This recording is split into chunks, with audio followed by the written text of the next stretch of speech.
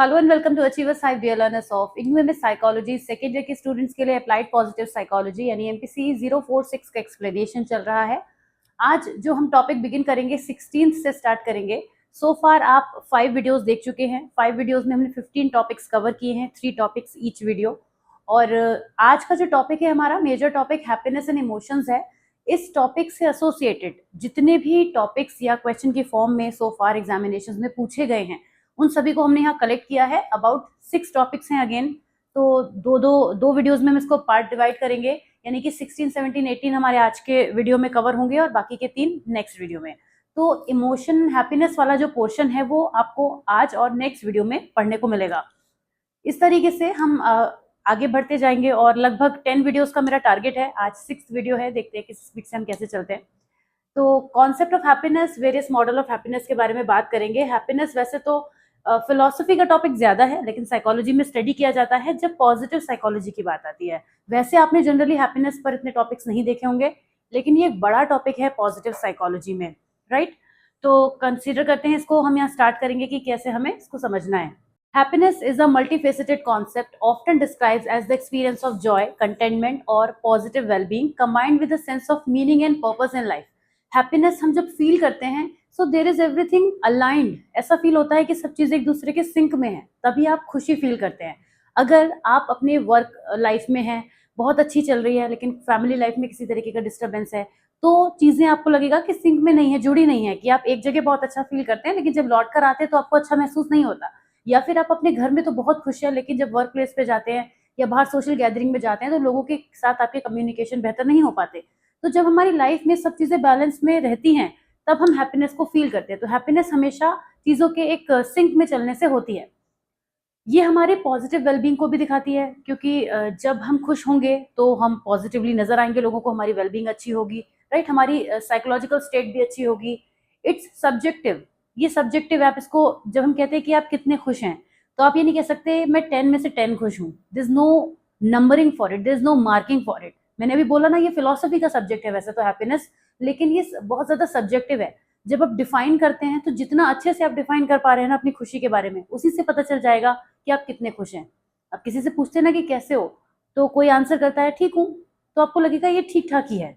पर अगर कोई कहेगा अरे पूछो मत, जिंदगी तो एकदम मजे में चल रही है, ऐसा लग रहा है बस सब कुछ, अब यहाँ से हमें क्या समझ में आ रहा है कि वो इंसान बहुत खुश है। तो जितना वो सब्जेक्टिव होगा, जैसे डिस्क्राइब करेगा अपनी खुशी को, अपने एक्सप्रेशंस को, इमोशंस को, उसी से पता चलेगा कि उसकी खुशी का लेवल कितना है। Varying widely between cultures, individuals and even with in the same person over time. Different cultures में हैप्पीनेस का कॉन्सेप्ट बदल भी जाता है। कहीं पर लोग ये कहते हैं कि लाइफ सब कुछ है लाइफ में, लेकिन हमारे पास एक अच्छी जॉब नहीं है, सफिशिएंट पैसा नहीं है। तो जिस भी चीज पर हम स्टक रहते हैं, वो कुछ भी हो हमारी लाइफ का एस्पेक्ट, उसके हिसाब से भी हैप्पीनेस डिफाइन होती है। लोग उसको कंसिडर करते हैं कि अगर ऐसा कुछ है तो हैप्पी पर्सन है, या हम दूसरे को भी जज करने लगते हैं। अपनी तो छोड़िए, दूसरे की हैप्पीनेस को भी लोग डिफाइन करने लगते हैं कि अरे इसकी लाइफ में देखो सब कुछ है मगर इसकी कमी है, तो हम उसको क्या कंसिडर कर रहे हैं कि वो खुश नहीं है। भले ही वो अपने अपने एनवायरनमेंट में शायद वो सेटिस्फाइड बैठा हो, पर दूसरे की खुशियों को भी हम उस हिसाब से मेजर करने लगते हैं। और एक ही पर्सन के लिए ओवर टाइम भी हैप्पीनेस का कॉन्सेप्ट बदल जाता है। कोई कहता है मैं पहले बहुत खुश रहता था, अब मुझे बिल्कुल अच्छा नहीं लगता है। कोई भी पर्सन इस दुनिया में, लिटरली कोई भी पर्सन आपको ऐसा नहीं मिलेगा जो ये कहे कि मैं हमेशा खुश रहा हूँ, क्योंकि खुशी का ग्राफ भी जो है ना वो अप डाउन चलता रहता है, क्योंकि यही लाइफ है कि चीजें आगे पीछे होती रहती हैं। Happiness encompasses both emotional state and deeper, more sustained life satisfaction.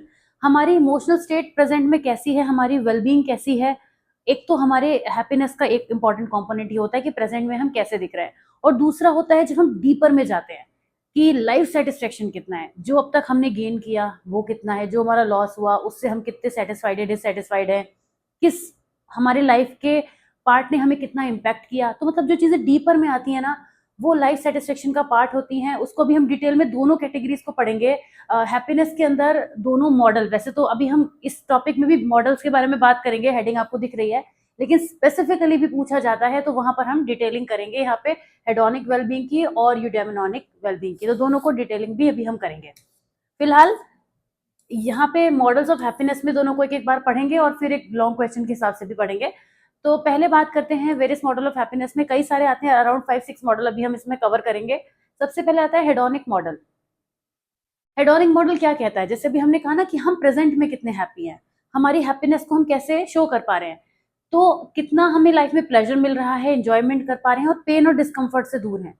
जो चीजें एकदम आसपास की हैं वो हेडोनिक मॉडल में आती हैं। ये मॉडल ये कहता है कि जितनी चीजें हमारी लाइफ में आसपास हैं, हमें खुशी दे रही हैं, वो हम कितना उससे सेटिस्फाइड है, इसको डिफाइन करती है हैप्पीनेस हमारी।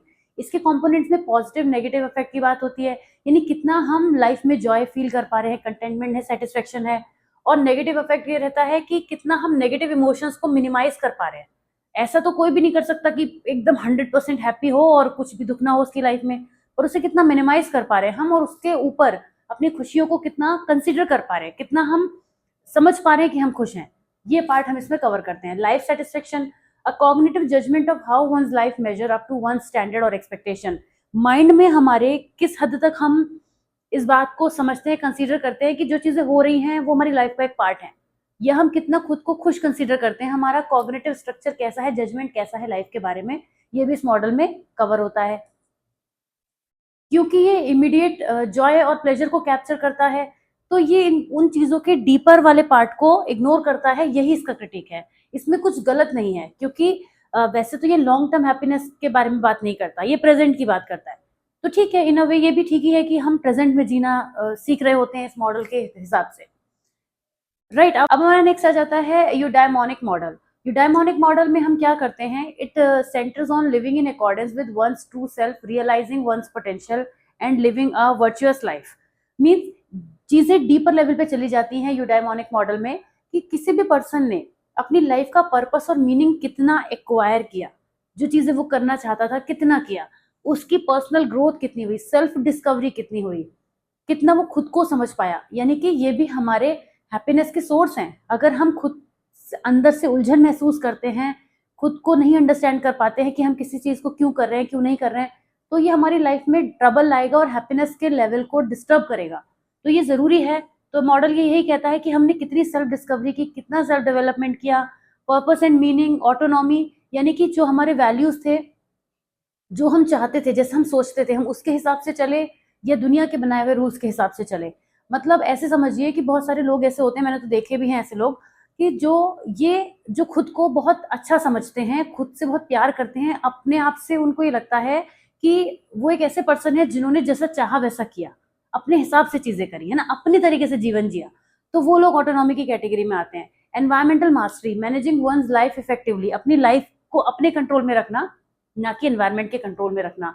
Positive relationship, strong supportive connections with others, यानी ऐसे लोग जो दूसरों के संग अच्छे रिलेशनशिप बना पाते हैं। अब इसका क्रिटिक, इसका ऑपोजिट हो जाता है कि ये लेस इमीडिएट है, क्योंकि जब हम हेडोनिक हैप्पीनेस की बात करते हैं तो उसमें हम प्रेजेंट में चीजों को देख सकते हैं कि हमारे पास क्या क्या चीजें हैं जिनके लिए हम ग्रेटिट्यूड फील कर सकते हैं, लेकिन यहाँ पे हमें डीपर में जाना पड़ेगा।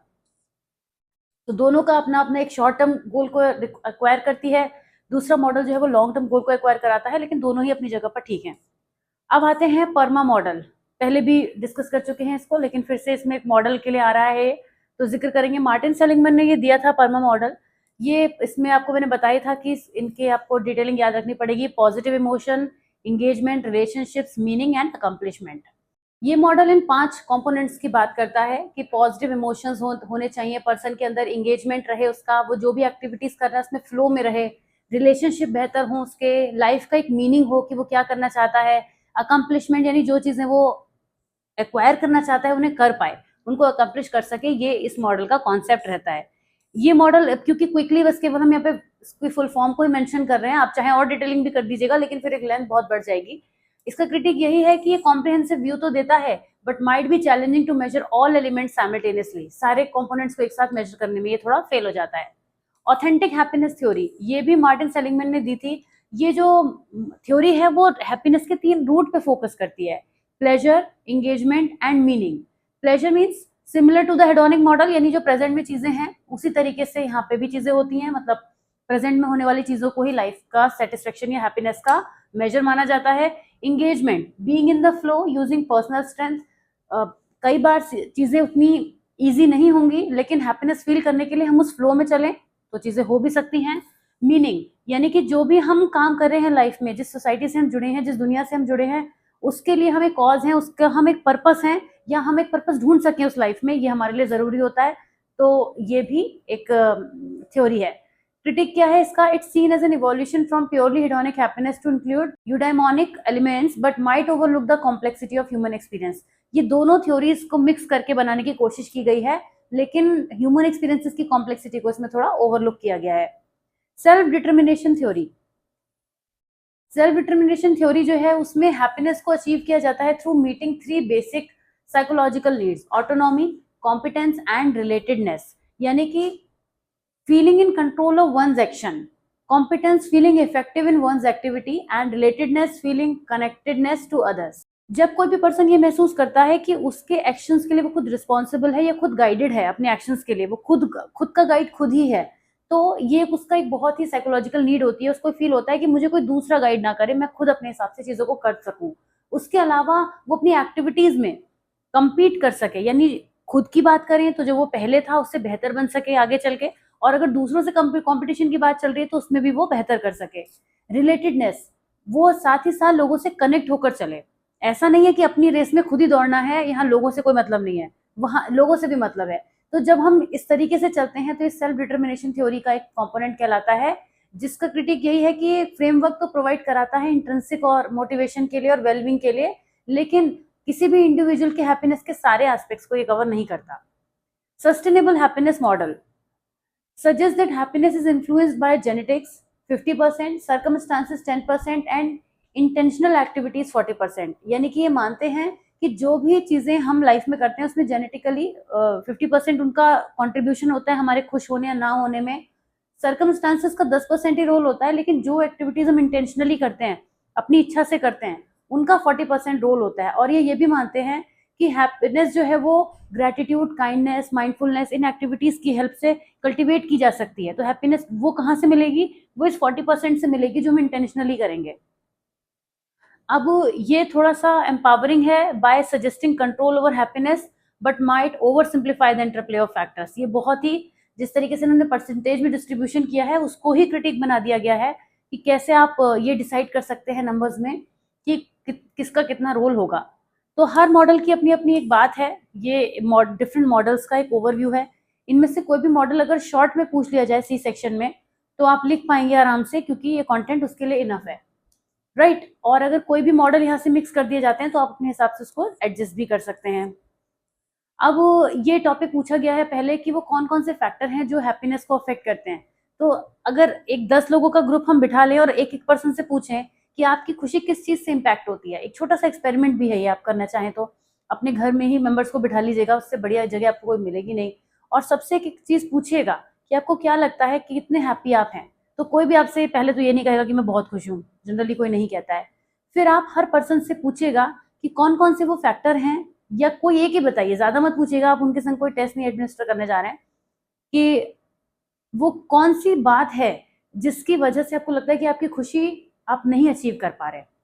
तो हो सकता है कि आपके घर में कोई पर्सन ये कहे कि मेरे बच्चे मेरी बात नहीं सुनते हैं, तो कहना नहीं मानते हैं, तो वो चीज़ मुझे डिस्टर्ब करती है, मेरे माइंड का पीस जाता है उसमें, है ना। तो फैमिली डायनामिक्स हो गए। फिर कोई पर्सन आपसे ये कह सकता है कि मुझे खुशी इसलिए नहीं मिल पाती है क्योंकि मैं जो भी चाहता हूँ मैं वो नहीं कर पाता हूँ। कोई और रीज़न आपको दे सकता है कि मैं इनफ मनी नहीं अर्न कर पा रहा हूँ। कोई और रीज़न दे सकता है कि मेरा पढ़ाई में मन नहीं लगता, मुझे पढ़ना पड़ता है, तो वो चीज़ मुझे खुशी नहीं देती है। या कोई ये कह सकता है कि मैं वर्क प्लेस पे डिस्टर्ब रहता हूँ। तो आपको ऐसे तमाम फैक्टर्स मिल जाएंगे जो हैप्पीनेस को उसके पीक तक पहुंचने से रोकते हैं, और न्यूमरस फैक्टर हैं। अगर मैं यहाँ पे बात करूँ, यहाँ पे टॉपिक्स की बात करूँ, तो हम उनको समझने की कोशिश करेंगे जो इन छोटे छोटे कैटेगरीज को मिला के क्लस्टर बनाएंगे। आप समझ रहे हैं मेरे कहने का मतलब? जैसे अगर हमने घर में ही 4 लोगों से बात पूछी तो वो हमारे आप हैप्पीनेस को अफेक्ट करने वाले फैक्टर तो तमाम हो सकते हैं, क्योंकि जितनी दुनिया में लोग हैं ना उतने ही उनकी हैप्पीनेस को डिस्टर्ब करने वाले फैक्टर भी होंगे, लेकिन कहीं ना कहीं चीजें मैच करेंगी। तो उन्हें हम किस तरीके से कलेक्टिवली लिखेंगे इसको आप समझिएगा। Happiness, while subjective, is influenced by a wide array of factors that span biological, psychological, social, economic and environmental domains। तो उन सबको हम एक साथ समझने की कोशिश करते हैं। जेनेटिक्स में सबसे पहले देखते हैं set point theory. Research suggests that around 50% of our happiness level might be genetically predetermined. This means we each have a sort of baseline level of happiness we tend to return to after positive or negative life events। ये बहुत ही interesting बात है, इसको आप जानते हैं पहले से, मगर मैं भी फिर भी एलैबोरेट करूंगी कि आपने देखा होगा कि एक ही प्रॉब्लम को दो लोग अलग अलग तरीके से परसीव करते हैं। तो ये चीज हमें जेनेटिकली रिसीव होती है कि कोई डिफिकल्ट सिचुएशन आई तो उससे किस हद तक फाइट कर पाएंगे। फाइट तो सभी करेंगे, डिफिकल्ट तो डिफिकल्ट है। कोई प्रॉब्लम आ गई है तो किसी भी पर्सन के लिए, चाहे वो खुश रहने वाला इंसान हो चाहे वो डिप्रेसिव मूड में रहने वाला हो, प्रॉब्लम ही है। दोनों फाइट करने की कोशिश करेंगे, लेकिन एक पर्सन गिव अप कर देगा और जो दूसरा पर्सन है वो सिर्फ फाइट ही करता रहेगा, अपनी जो पावर है, स्ट्रेंथ है, उसको यूज करता रहेगा। ऐसा क्यों हो पा रहा है, डिफरेंस क्यों हम देख पा रहे हैं? क्योंकि दोनों लोगों का जो जेनेटिक कंपोनेंट है वो डिफरेंट है, राइट? तो यही बात यहाँ पे बताने की कोशिश कर रहे हैं कि उसी तरीके से हैप्पीनेस के लिए भी हम जेनेटिकली प्रिपेयर्ड होते हैं, खुश रहने के लिए। कुछ लोग आपको बहुत चेयरफुल दिखते हैं ना, हमेशा खुश रहते हैं, खुश मिजाज होते हैं, वो जेनेटिकली है, उनके अंदर प्रीडिस्पोज्ड होता है। और यही चीज डिप्रेशन के केस में होती है कि जो लोग बहुत ज्यादा नेगेटिव होते हैं, नेगेटिविटी उनके अंदर ज्यादा होती है, तो वो प्रीडिस्पोज्ड होती है, वो एक जेनेटिकल फैक्टर हो गया। तो एक रीजन तो अब अभी हम ये नहीं समझ पा रहे थे कि जेनेटिक्स भी क्या एक हैप्पीनेस का रीजन हो सकता है, पर देखिए कितना स्मार्टली हम यहाँ पे इस चीज को समझ पा रहे हैं। Then comes personality traits. Optimism. People with an optimistic outlook tend to experience higher level of happiness due to their positive expectation about the future. जो भी लोग ऑप्टिमिस्टिक होंगे, वो चीजों को पता है प्रॉब्लम आ रही है, लेकिन अब क्या है, टैकल करना है, ओवरकम करना है, उसमें बैठे थोड़ी ना रहना है। तो ऐसे लोगों जो होंगे वो आपको उनका हैप्पीनेस का लेवल हायर दिखेगा। ऐसा बिल्कुल नहीं है कि ये लोग कभी दुखी नहीं होंगे, निराश नहीं होंगे, गिव अप भी नहीं करेंगे, ऐसा भी नहीं होगा। सब कुछ होगा, लेकिन फिर भी उनका हैप्पीनेस का लेवल दूसरों से बेहतर होगा, क्योंकि उनका ओवरऑल जो कोर नेचर है उसमें ऑप्टिमिज्म है। Similar in the case of resilience, किसी भी एडवर्स सिचुएशन में बाउंस बैक करने की कैपेसिटी रखना, या फिर डिफिकल्ट सिचुएशन आने पर घबरा ना जाना, टोटली हाथ पैर ना छोड़ देना। ऐसे लोग भी, ऐसी पर्सनैलिटी ट्रेट होने पर भी जो है पर्सन हैप्पीनेस का लेवल ज्यादा दिखेगा।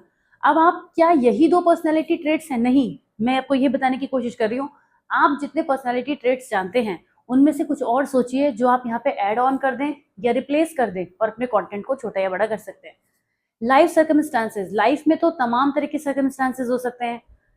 हेल्थ सबसे बड़ा एक रीजन होता है, इनकम और फाइनेंशियल सिक्योरिटी, दो चीजों को मेजरली हमने रखा है। आप चाहें तो डेली हेजल्स को भी रख सकते हैं, जो लोग बहुत जल्दी, जिनके संग बहुत ज्यादा छोटी छोटी बातें होती रहती हैं, वो जल्दी चिड़चिड़े होने लग जाते हैं। तो हेल्थ, फिजिकल और मेंटल हेल्थ जो होता है वो हैप्पीनेस का एक फाउंडेशन है। फिजिकल तो है ही, फिजिकल से भी इंसान हैप्पी या सैड रहता है। मेंटल हेल्थ बहुत बड़ा है, वैसे तो दोनों ही इक्वल है अगर मैं बोलूँ, लेकिन फिर भी मेंटल हेल्थ जो है वो हैप्पीनेस को कहीं फेड आउट कर देती है।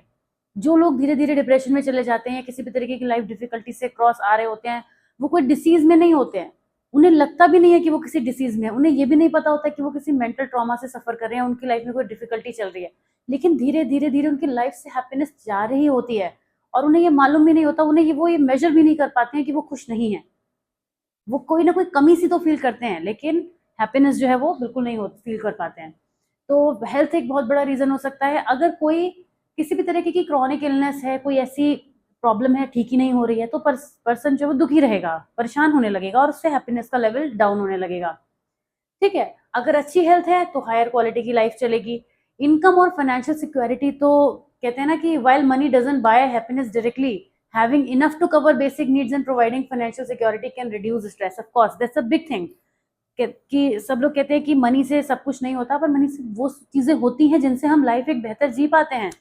तो जब मनी का क्राइसिस होता है, जो लोग आपको पॉवर्टी में दिखेंगे, गरीबी में दिखेंगे, हम ऐसे कह तो देते हैं कि गरीब भी हैं तो खुश हैं, अपने सेटिस्फेक्शन है, वो उसमें उन्होंने अपने माइंडसेट को एडजस्ट किया हुआ है, मगर ऐसा नहीं है कि वो डिजर्व नहीं करते या उनको मिलना नहीं चाहिए, वो कर नहीं सकते। तो कुल मिला के ये है कि अगर फाइनेंशियल एक जो है सेटबैक है वो अच्छा नहीं है, फाइनेंशियल स्टेटस अच्छा नहीं है, फाइनेंशियल सिक्योरिटी नहीं है, इनकम ठीक से नहीं आ रही है, इंसान अपनी बेसिक नीड्स के लिए भी सर्वाइव कर रहा है, तो आप उसे खुश इंसान नहीं कह पाएंगे, वो खुश रह भी नहीं पाएगा। रिलेशनशिप बहुत बड़ा रोल प्ले करती हैं हमारी हैप्पीनेस में या फिर हमारे दुखी रहने में। जिनके रिलेशनशिप्स अच्छे होते हैं, जो रिलेशनशिप्स में खुश होते हैं, रिलेशनशिप दिखाने के लिए अच्छे होते हैं, तो दो टाइप के रिलेशनशिप हो गए, जो सोशल मीडिया पे दिखाते हैं लोग, दे आर वेरी हैप्पी, जिनको देख के बाकी दुखी हो जाते हैं। और दूसरे होते हैं जो किसी रिलेशनशिप में होते हैं और बहुत हेल्दी रिलेशनशिप में होते हैं, खुश रहते हैं, चीज़ें डिफिकल्टीज आती हैं तो एक साथ उनको जो है वो क्रॉस करते हैं, खुशी के मोमेंट्स आते हैं तो साथ में जीते हैं। तो ऐसे लोग जिनके रिलेशनशिप्स अच्छे होते हैं, फैमिली डायनामिक्स अच्छे होते हैं, परिवार में प्यार होता है, आपस में जो है वो एक दूसरे को सपोर्टिव होते हैं, कोऑपरेटिव होते हैं, ऐसे लोगों में हैप्पीनेस का लेवल हाई देखने को मिलता है। Social support, having a network to lean on in times of need provides a buffer against life stress, enhancing happiness. Social support की हमें बहुत ज़रूरत पड़ती है, सिर्फ हमारी फैमिली कभी भी इनफ नहीं होती है, कितनी भी बड़ी फैमिली हो, एक्सटेंडेड हो, फिर भी हमें सोसाइटी की ज़रूरत होती है, लोगों को भी हमारी ज़रूरत होती है, हम भी किसी की नीड है और कोई हमारी नीड है, ऐसे में चीज़ें टू वे चलती हैं। तो जब वो एक अच्छा सर्किल होता है जहाँ बैठकर हम कुछ और भी अलग चीज़ें बातें कर सकें, क्योंकि आप अपनी फैमिली में रहते हैं, वही चीज़ें वही बातें सब कुछ होता है, और उससे हटकर भी एक दुनिया होती है, क्योंकि आप अपने घर में हमेशा रहेंगे, एक दूसरे के संग नॉलेज शेयर करेंगे, ठीक है, पर दुनिया में बाहर भी तो लोगों के पास और तरीके के एक्सपीरियंसेस हैं, उन्हें भी तो आपको गेन करना है। तो उस सब के लिए हमारी अगर सोशल सपोर्ट अच्छी है, सोशल सर्किल हमारा अच्छा है, तो हैप्पीनेस अच्छी रहेगी। वर्क और ऑक्यूपेशन बहुत ज़्यादा इम्पैक्ट करते हैं। लोग, बहुत सारे लोग जो होते हैं वो जॉब सेटिस्फेक्शन एक्वायर नहीं कर पाते। बहुत लोग अपनी जॉब में बहुत खुश रहते हैं, उन्हें पता भी नहीं होता कि जॉब की प्रेशर या टेंशन क्या होती है। हर तरीके की जॉब्स भी होती हैं, ये भी बात है। तो कुछ लोग अपनी जॉब को बहुत इंजॉय करते हैं, कुछ लोग अपनी जॉब में बहुत ज़्यादा परेशान रहते हैं। तो जिस तरीके का जॉब सेटिस्फेक्शन होगा, जिस तरीके की वर्क लाइफ बैलेंस होगा, आप कितना मेंटेन कर पा रहे हैं, या आपकी जॉब इतना आपको टाइम दे पा रही है कि आप इसके अलावा भी ज़िंदगी जी सकें, तो उससे भी आपको फ़र्क पड़ता है, हैप्पीनेस का लेवल आपका मेंटेन होता है।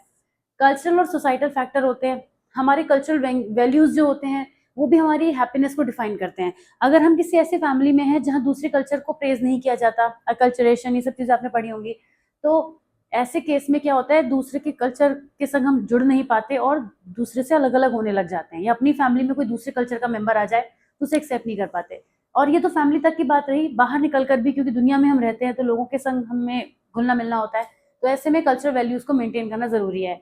सोशल कंपैरिजन, सोसाइटी में क्या होता है कि इस चीज़ का बड़ा रहता है कि कोई अच्छी पोजीशन पे है तो लोग उसको ज़्यादा वैल्यू करते हैं, कोई ज़्यादा अच्छा अर्न कर रहा है, पैसों के हिसाब से लोग उसको डील करते हैं।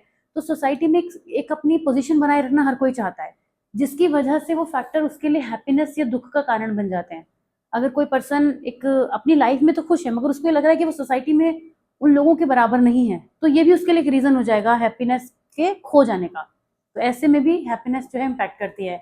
Personal choices and lifestyle, her person की अपनी एक हॉबीज होती हैं, लेजर टाइम वो स्पेंड करना चाहता है, उसकी पर्सनल चॉइसेस होती हैं, वो भी डिफाइन करती हैं, क्योंकि उसको करने में उसे खुशी मिलती है, तो वो हैप्पीनेस को ज़्यादा फील करता है। जो लोग अपने पैशन को फॉलो कर पाते हैं, जो लोग वो चीज़ें कर पाते हैं जो वो करना चाहते होते हैं, वो सब कुछ इस कैटेगरी में आएगा आपकी पर्सनल चॉइसेस में, वो आपको हैप्पीनेस देती है, राइट? जब आपको ये फील होगा कि मुझे दूसरे के हिसाब से चलना पड़ रहा है, जैसे एक पर्सन जो बिजनेस माइंडेड है लेकिन उसे जॉब करनी पड़ रही है, तो उसको ये लगेगा कि जॉब में क्या होता है, आपको दूसरे के हिसाब से चलना पड़ता है, रूल्स रेगुलेशंस फॉलो करने पड़ते हैं, लेकिन अपने वर्क में आप अपने रूल्स खुद बनाते हैं। तो ऐसा पर्सन जो दूसरे के अधीन होकर काम नहीं करना चाहता है, वो खुश नहीं रहेगा, क्योंकि उसको उसमें सेटिस्फेक्शन नहीं मिलेगा। ये हमारे वर्क वर्क वाले इसमें भी जाता है कैटेगरी में, जॉब सेटिस्फेक्शन में भी जाता है, और ये पर्सनल चॉइसेस लाइफस्टाइल में भी जाता है, क्योंकि वो उसकी चॉइस नहीं है, वो बाय चॉइस नहीं कर रहा है, वो बाय फोर्स कर रहा है, बाय नीड की वजह से कर रहा है, मनी की वजह से कर रहा है, वो अर्निंग करने के लिए कर रहा है। तो ऐसे में उसका जो हैप्पीनेस का लेवल है वो कम रहेगा। बहुत सारे साइकोलॉजिकल फैक्टर्स भी हैं, जिन लोगों को के अंदर माइंडफुलनेस की हैबिट होती है, ग्रैटिट्यूड की हैबिट होती है, चीज़ों के लिए थैंकफुल रहते हैं, वो खुश रहते हैं। ग्रैटिट्यूड रहेगा चीज़ों को लेके तो वो हैप्पीनेस का लेवल बढ़ेगा। और कॉग्निटिव पैटर्न कैसे हैं, अगर थिंकिंग जो है वो डिस्टॉर्टेड है, चीज़ों में नेगेटिवली चीज़ों को देखते हैं, तो हैप्पीनेस का लेवल कम रहेगा।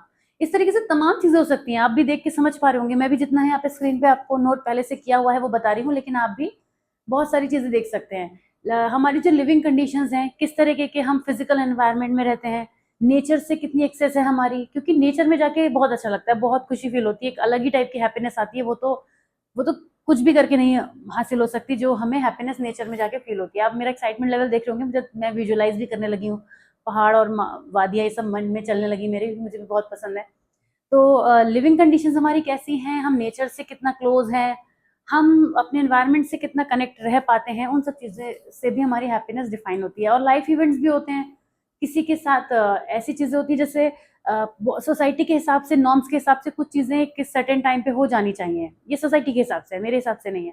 तो उस सोसाइटी के हिसाब से जब चीज़ें नहीं होती है तो इंसान लेफ्ट आउट फील करता है चीज़ों को लेकर। जैसे किसी की 40 ईयर्स तक मैरिज नहीं हो पा रही है, तो हो सकता है वो ये फील करे कि मैं I am somewhere left behind.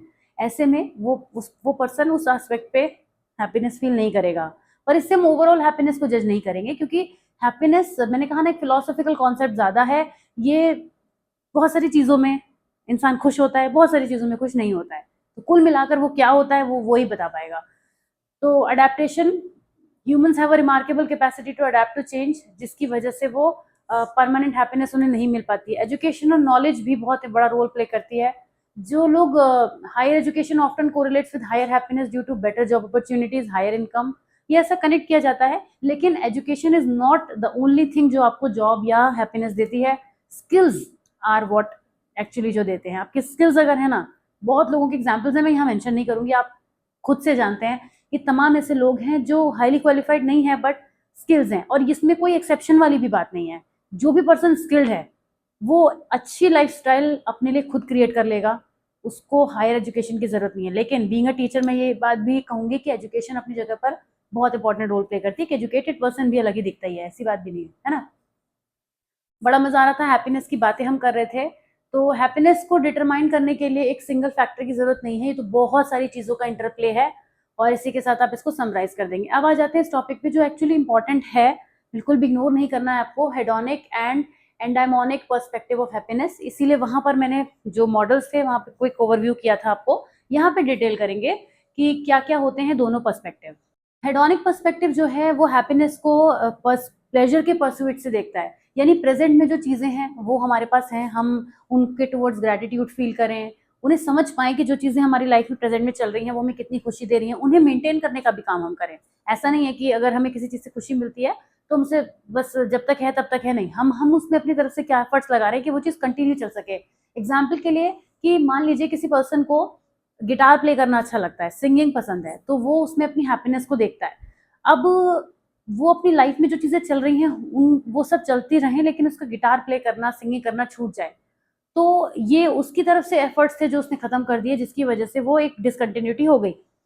तो हेडोनिक पर्सपेक्टिव यही कहता है कि जो भी चीजें हमारी लाइफ में चल रही हैं उसमें हमें पॉजिटिव एक्सपीरियंसेस को मैक्सिमाइज करना जरूरी है। हम अपने पॉजिटिव एक्सपीरियंसेस को इंक्रीज करते रहे, टाइम टू टाइम चलते रहें, और हर समय पर वही प्रेजेंट बन जाएगा हमारा।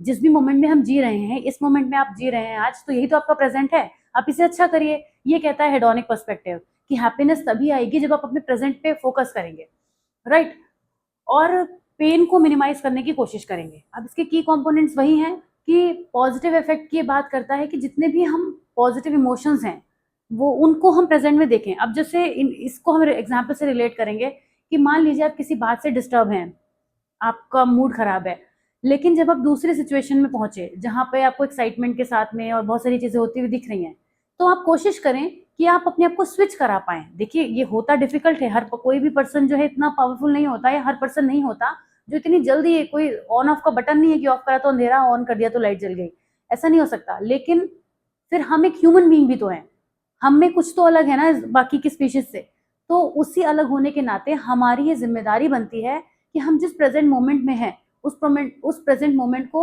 खुलकर जिए, अच्छे तरीके से जिए, और उसके लिए कोशिश ये करें कि उस पास्ट को अपने प्रेजेंट पे हावी ना होने दें जिससे कि वो चीज़ खराब हो जाए। तो हमें ये ध्यान देना होगा। तो यही बात यहाँ पे कहते हैं कि हम पॉजिटिव रीजंस लाएंगे, पॉजिटिविटी क्रिएट करेंगे खुद से, और जितने भी नेगेटिव जो चीजें हैं जो डिस्टर्ब कर सकती हैं उनको रिड्यूस करेंगे। जैसे और एक एग्जांपल लेते हैं नेगेटिव के केस में, कि किसी पर्सन को ये पता है अपने बारे में कि वो जब गुस्सा कर देता है तो चीजें खराब हो जाती हैं, तो ऐसे किसी मोमेंट में जहां पर उसको लगता है कि वो कंट्रोल कर सकता है और चीजें ठीक ठाक चल सकती हैं, उसको प्रैक्टिस करें, उसको हैबिट करें, उसको हैबिट बनाएं, जिससे कि आपका जो प्रेजेंट है वो बेहतर चल पाए। Life satisfaction, a cognitive assessment where one evaluates life as a whole, often in terms of achieving personal goal और material success। ये कहते हैं कि लाइफ का सेटिस्फेक्शन में क्या है कि हमने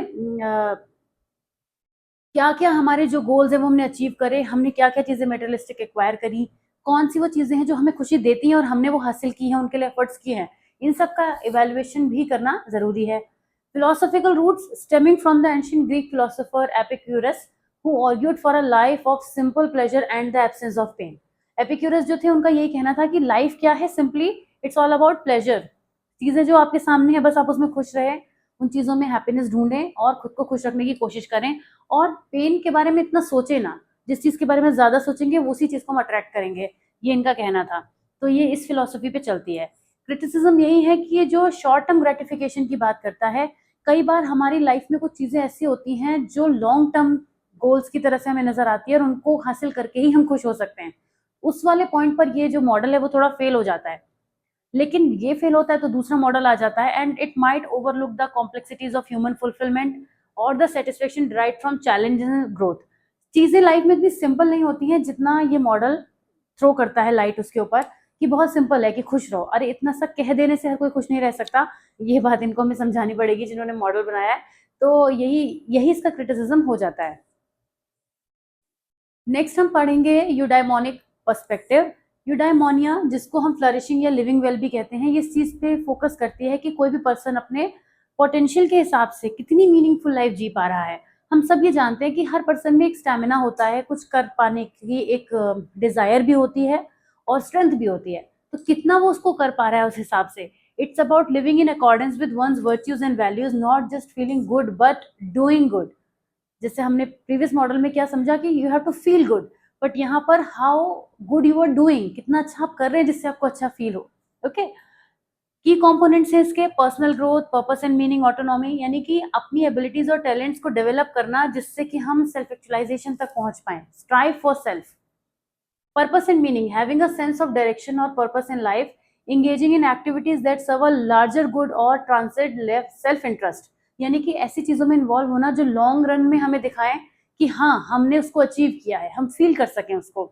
autonomy, living in a line with one's own value rather than being swayed by external pressure और सोसाइटल नॉर्म्स, अपने हिसाब से अपनी जिंदगी को जीना, अपने रूल्स के हिसाब से, जिसे कहते हैं ना माई लाइफ माई रूल्स वाली बात जो है वो इस मॉडल में फॉलो होती है।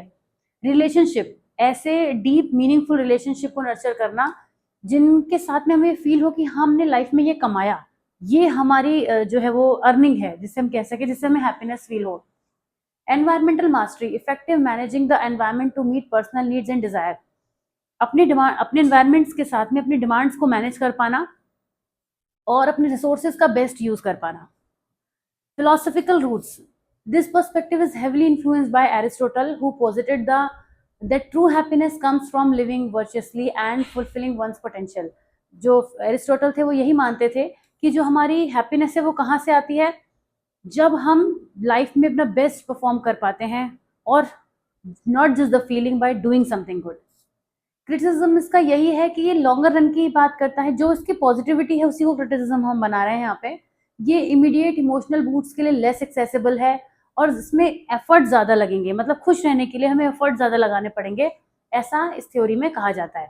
ठीक है, अब इंटरप्ले और इंटीग्रेशन की बात करें तो modern psychological theories often suggest that both hedonic and eudaimonic wellbeing are essential for a comprehensive understanding of happiness. दोनों की रिक्वायरमेंट है, जैसे नेचर नर्चर डिबेट होती है ना, उसमें दोनों का रोल इंपॉर्टेंट है, वैसे ये है कि दोनों ही जो मॉडल हैं वो हमारी हैप्पीनेस के लिए जरूरी है। कुछ चीजें हमें इमीडिएट चाहिए होती है पर कुछ हमें लॉन्गर रन के लिए चाहिए होती हैं। While hedonism might offer immediate joy, eudaimonia provides lasting fulfillment. Synergy, there is evidence that engaging in eudaimonic activities can lead to hedonic pleasure। जब हम लॉन्गर रन की चीजों में इन्वॉल्व होते हैं, आप एक बड़े टास्क में लग जाते हैं, तो उसमें आने वाले छोटे छोटे स्टेप भी आपको प्लेजर देते हैं। ऐसा थोड़ी है कि वो कहीं 10 किलोमीटर दूर आगे जाके हमको झंडा गाड़ना है तो उसको झंडा लगाने के बाद हमको हैप्पीनेस फील होगी, नहीं, हम तो पूरे रास्ते में चल रहे हैं। ये वैसे भी आप समझ सकते हैं, जो कहते हैं ना कि जब आप कहीं घूमने जाते हैं तो आप उस सफर को भी इंजॉय करते हैं, राइट। एक लाइन भी है, सफर खूबसूरत है मंजिल से भी, वही वाली चीज है ये, कि आप मंजिल पे जब पहुंचेंगे, जो आप चाहते हैं जब आप एक्वायर करेंगे तब तो आपको खुशी मिलेगी ही, लेकिन उस सफर को भी आप बहुत एंजॉय करेंगे क्योंकि आपको पता है कि आप क्या चीज हासिल करने जा रहे हैं, आपको पता है कि आपका गोल क्या है ना, आपको पता है कि आप कहाँ पहुंचने वाले, इसीलिए आप उस सफर को एंजॉय कर रहे हैं, उसमें भी आपको प्लेजर मिल रहा है, खुशी मिल रही है। तो उसी चीज की यहाँ पे बात करते हैं कि इंगेज होने पर, लॉन्गर रन की एक्टिविटीज में इंगेज होने पर भी आप वो एनर्जी फील करते हैं। ये एक बैलेंस्ड अप्रोच को दिखाते हैं, जब दोनों साथ में दोनों पर्सपेक्टिव मिल जाते हैं तो एक बैलेंस्ड अप्रोच हो जाती है, ओवरऑल हैप्पीनेस की हम बात कर पाते हैं। तो दोनों ही इसको फिर इसी के संग समराइज करेंगे कि जो हेडोनिक अप्रोच है वो प्लेजर को मैक्सिमाइज करने की बात करती है, जबकि यूडाइमोनिक अप्रोच जो है वो हैप्पीनेस को एक बाय प्रोडक्ट मानती है, कैसे हम अपनी लाइफ में पर्सनल ग्रोथ को, डेवलपमेंट को कंसीडर करते हुए चल सकते हैं। अभी हैप्पीनेस के 3 नेक्स्ट टॉपिक बचे हैं जिन्हें हम नेक्स्ट वीडियो में कवर करेंगे, 19, 20 एंड 21। तो वो हमारा 7th वीडियो होगा आई थिंक, यस, और 7th वीडियो में हम इस टॉपिक को लेंगे, इसके आगे की बात करेंगे। तो आज का वीडियो था हैप्पीनेस के बारे में। I am sure you must be feeling happy after watching the video, I am also feeling very happy after creating this video. तो मैं मिलती हूँ आपसे नेक्स्ट वीडियो में, कैसा लगा जरूर बताइएगा। Till then take care of yourself, bye bye.